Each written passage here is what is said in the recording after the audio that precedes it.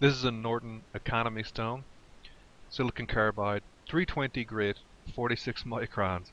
Even though Norton does call this, again, fine, it's a really coarse stone compared to most other abrasives. Again, 46 micron. I'm doing some edge retention work, slicing up some hardwood flooring, just trying to see if I can develop some rough benchmarks for edge retention, which don't really require any special devices to measure, just trying to be able to put out some things that you can look at a knife and say if it's sort of good, bad, ugly, that type of deal. Now, when I picked this knife up, it already had the edge bevel set at between 7 to 8 degrees per side. All I want to do is put on the final micro bevel. This steel is really gummy. It's 420 stainless, Leatherman Crater. So I'm having to do all kinds of things, cross over the grit pattern, elevate the angle, try to make sure I do everything I can to get the burr off. You can see I'm doing extremely short passes here, and now I'll go back and I'll back bevel a bit. With a steel that's harder and has finer grain and less retained austenite, it's not necessary to do almost any of this stuff. If you have an edge well formed and you're just putting a micro bevel on, you can just do a couple of passes and you're done. Not so with this. It's one of the weird things where steel can be very easy to grind, not so easy to sharpen. Very little metal was removed, so when I blot the oil off the stone here, you can see almost no discoloration whatsoever on the paper. Again, just applying a micro bevel.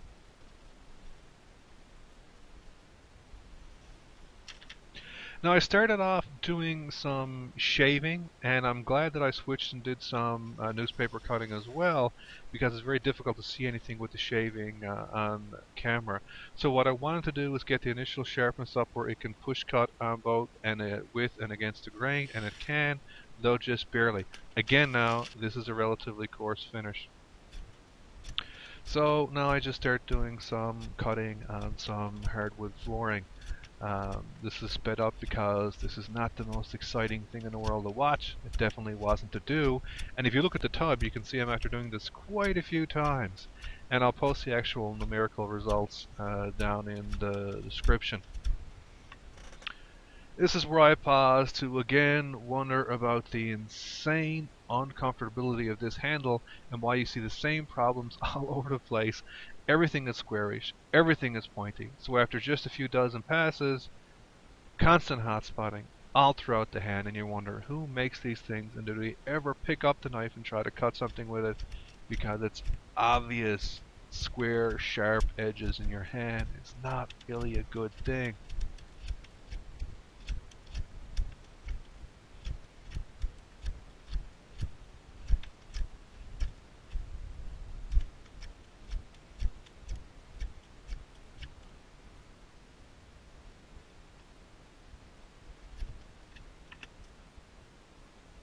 So this was one of the shaving tests that I tried to do in the middle of it, and you can't really see anything on camera at all. I'll talk a little bit about it in the description, but this was how sharp the knife was at the end.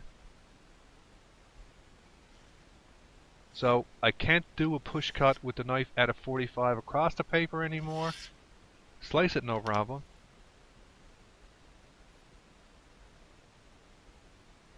Try the other one. Nope, can't do it. Try at a vertical 45. Nope, can't do it. So I can't do any push cuts at all, but I can still slice very well. That's how sharp it was at the end.